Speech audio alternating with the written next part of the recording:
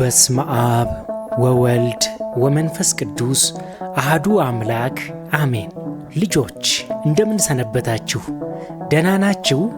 አሜን። ይህችን ጊዜ ለሰጠን ቸር መሐሪና ሩኅሩኅ አባታችንና አምላካችን ቅዱስና ሕያው እግዚአብሔር ምስጋና ይድረሰው።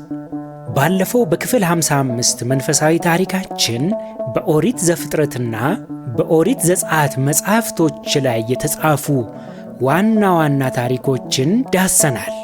በዚህም እግዚአብሔር ፍጥረታትን ከመፍጠር ጀምሮ የሰው ልጆች መሳትና መውደቅ፣ እግዚአብሔርም በአባቶች በኩል የሰው ልጆችን ሁሉ ለማዳን የሄደበትን ረጅሙን ጉዞም ተመልክተናል።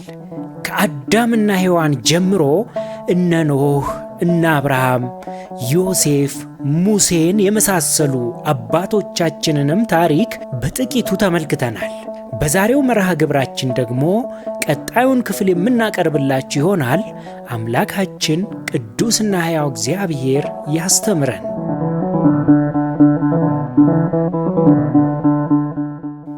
በስመ አብ ወወልድ ወመንፈስ ቅዱስ አሐዱ አምላክ አሜን። የኦሪት ዘሌዋውያን መጽሐፍ ዋና ጭብጥ ኦሪት ዘሌዋውያን ምዕራፍ 1 እስከ ምዕራፍ 27።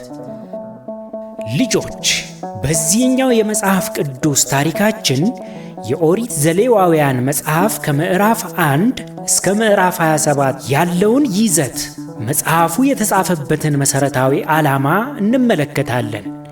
ኦሪት ዘሌዋውያን ሙሴ ከጻፋቸው መጻሕፍት መካከል ሦስተኛው መጽሐፍ ነው። የሙሴ መጻሕፍት የሚባሉት ታዲያ ኦሪት ዘፍጥረት፣ ኦሪት ዘጸአት፣ ኦሪት ዘሌዋውያን፣ ኦሪት ዘሁልቁና ኦሪት ዘዳግም በመባል ይታወቃሉ።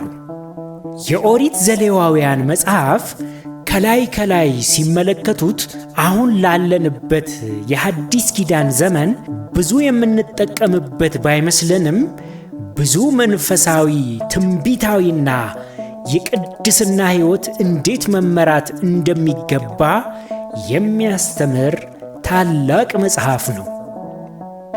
ይህም መጽሐፍ የተጻፈበት ዋነኛ ዓላማም እግዚአብሔር ሕዝቦቹ በዙሪያው ከሚገኙ አሕዛብ እንዴት ተለይተው የቅድስናን ሕይወት መኖር እንዳለባቸው፣ ቅዱሱ እግዚአብሔር በሥጋና በነፍስ ንጽሕና እንዴት ሊመለክ እንደሚገባ፣ እንዲሁም ለሕግና ሥርዓታት በመታዘዝና በመፈጸም ለእግዚአብሔር ሊኖረን የሚገባውን ፍቅርና ታማኝነት የሚገልጥ መጽሐፍ ነው ኦሪት ዘሌዋውያን።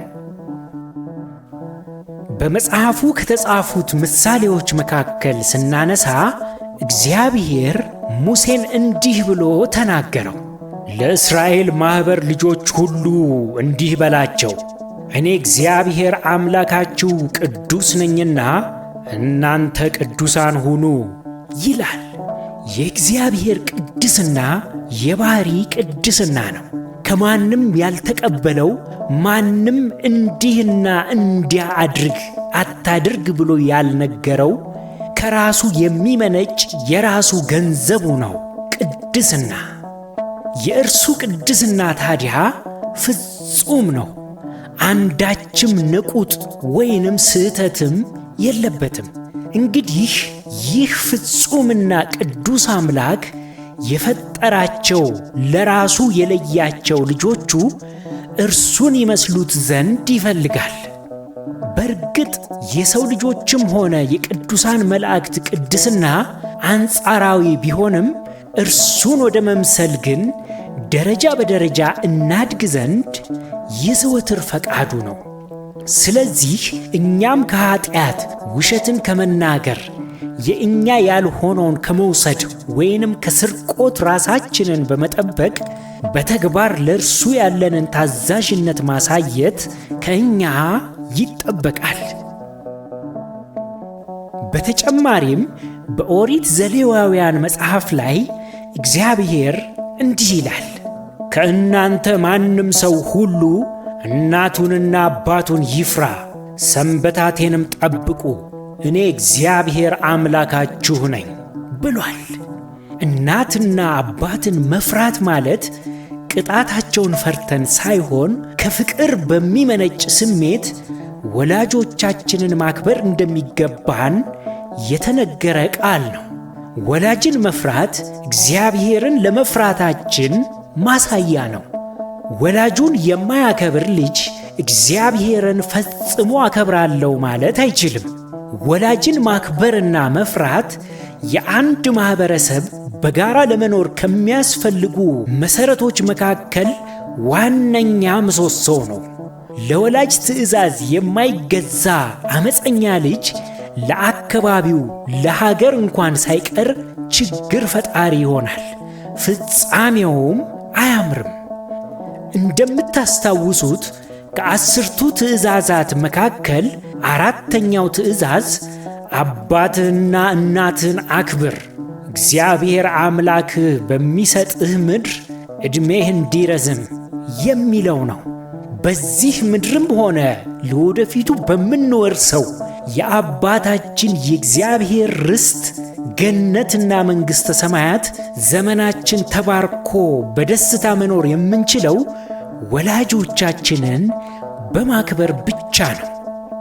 ወላጁን የማያከብር ልጅ ዕድሜና ዘመኑን የሐዘንና የስቃይ የመከራና የምሬትም ይሆንበታል። ልጆች፣ በሌላ በኩልም እግዚአብሔር በኦሪት ዘሌዋውያን መጽሐፍ ላይ እንዲህ ሲል ትእዛዝን ሰጥቷል። ወደ ጣዖታትም ዘወር አትበሉ፣ ቀልጠው የተሠሩትንም የአማልክት ምስሎች ለእናንተ አታድርጉ፣ እኔ እግዚአብሔር አምላካችሁ ነኝ ይላል። ልጆች፣ በዚያ ዘመን በዓለም ላይ የሚገኙ የሰው ልጆች ሁሉ በመሰላቸው መንገድ የሚመሩበት፣ ልዩ ልዩ አማልክትን የሚያመልኩ፣ ሰይጣን የነገሰበት፣ የሰው ልጆች መንፈሳዊ አእምሮ የታወረበት ዘመን ነበር። ሰዎች በድንገት ዝናብ ሲዘንብ መብረቅ ወይንም ነጎድጓድ ካንጎደጎደ አምላካችን መብረቅ ነው ይላሉ። ጎርፍ ካጥለቀለቀ ውሃ አምላክ ነው ይላሉ። መልካም ፍሬ የሚሰጥ ዛፍን ከተመለከቱና ከወደዱት ይሰግዱለታል፣ ያመልኩታልም። ታላቅም ተራራ በአካባቢያቸው ካለ እንዲሁ። ብቻ የሆነ ገጠመኝ እየፈለጉ አምላካችን በማለት የሆነና ያልሆነውን ሁሉ ያመልካሉ። ከዚህ የባሰው ደግሞ ከእንጨት፣ ከብረት፣ ከመዳብ ሀብት ያለው ደግሞ መግዛት የሚችል ከሆነ ከወርቅ ልዩ ልዩ ቅርጻ ቅርጾችን አሰርተው ወድቀው አምላካችን ነው ብለው ይሰግዱለታል ላሰሩት ምስል። አንዳንድ ነገሥታትም የራሳቸውን ምስል አስቀርጸው ያስመልኩም ነበር። የእግዚአብሔር ሕዝቦች ግን ከዚህ አይነት የጨለማ ጉዞ ወጥተው እውነተኛውን አምላክ፣ ሁሉን ማድረግ የሚችለውን፣ በሁሉ ቦታ በተመሳሳይ ጊዜ መገኘት የሚችለውን፣ ጊዜና ዘመንም የማይገታውን፣ የፍጥረታት ሁሉ ፈጣሪና አስገኚ፣ ያለና የሚኖረውን የእስራኤል አምላክ ቅዱስ እግዚአብሔር የዓለም ሁሉ ጌታን እንዲያውቁት ሲገልጥላቸው ወደ ጣዖት አትመልከቱ፣ እውነተኛው አምላካችሁ እኔ ነኝ አለ። የሚደንቀው እግዚአብሔር አስቀድሞ የኃይሉን ጽናት፣ የክንዱን ብርታት በግብፅ ላይ ከገለጠ፣ ባሕረ ኤርትራንም ከፍሎ በዐይናቸው ካሳየ በኋላ ነው እኔ አምላካችሁ ነኝ ያለው። ሌሎች አማልክት ግን አንዳች ሳያደርጉ እኔ ነኝ ይላሉ፣ ሐሰተኞች ናቸው። እውነተኛው አምላክ ግን በማድረግ አድርጎም በማሳየት ማንነቱን አስቀድሞ ይገልጣል። ልጆች አሁን እናንተ ባላችሁ የመረዳት አቅም የመጽሐፉን የኦሪት ዘሌዋውያንን ይዘት ብዙ መተንተን አንችልም። እንዳጠቃላይ ግን እስራኤል እንዴት ለእርሱ መሥዋዕት ወይንም ስጦታ ማቅረብ እንዳለባቸው፣ የአመጋገብ ሥርዓት፣ ቤተሰባዊ አመሰራረት፣ የአገልጋይ ካህናት ተግባርና ኃላፊነት የመሳሰሉ ሥርዓቶች ሁሉ የተደነገጉበት ታላቅ መጽሐፍ ነው ኦሪት ዘሌዋውያን።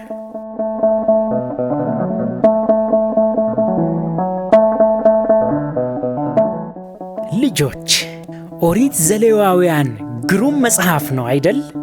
አዎን። አንዳንድ ጊዜ በእኛ መረዳት ብቻ የእግዚአብሔርን ሕግና ሥርዓት መመዘን የለብንም። የእግዚአብሔር ቃል ከላይ ከምናየው በላይ እጅግ የጠለቀ የማናውቃቸው ብዙ መንፈሳዊ ትርጉሞች እንዳሉት ግን ማስተዋል ይኖርብናል። አሁን ደግሞ ከትምህርታችን ውስጥ ጥያቄዎችን እንጠይቃችሁ። በጥያቄዎቹም ላይ ተወያዩባቸው። ወላጆችም እባካችሁ ለልጆቹ ጥያቄዎቹን በማብራራት እርዷቸው። የመጀመሪያው ጥያቄ ዛሬ የተማርነው መጽሐፍ የምን መጽሐፍ ይባላል? ሙሴ ከጻፋቸው መጽሐፍት መካከል ስንተኛው መጽሐፍ ነው?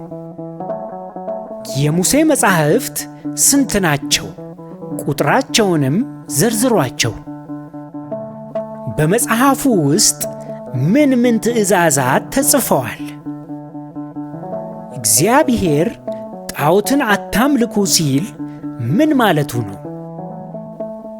ከዚህ ታሪክ ምን ተማራችሁ?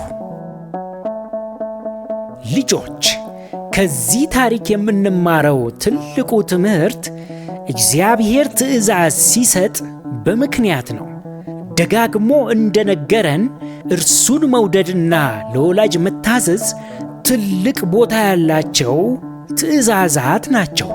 እነዚህን ትእዛዛት ብናከብር የተሰጠን ዘመን በበረከትና በደስታ በፍቅር የተሞላ እንደሚሆን አምላካችን እግዚአብሔር አስረግጦ ነግሮናልና እግዚአብሔርን እንውደድ፣ ለወላጆቻችን ለታላላቆቻችን እንታዘዝ። የዛሬው መርሃ ግብራችን ይህንን ይመስል ነበር። ያስተማረን የመከረን የአባቶቻችን የቅዱሳን አምላክ የእኛም አምላክ ቅዱስና ብሩክ እግዚአብሔር ምስጋና ይድረሰው። የእግዚአብሔር ቸርነት፣ የእመቤታችን የቅድስት ድንግል ማርያም ማላጅነት፣ የጻድቃን የቅዱሳን ሁሉ ተራዳይነታቸው አይለየን። ወስብሐት ለእግዚአብሔር።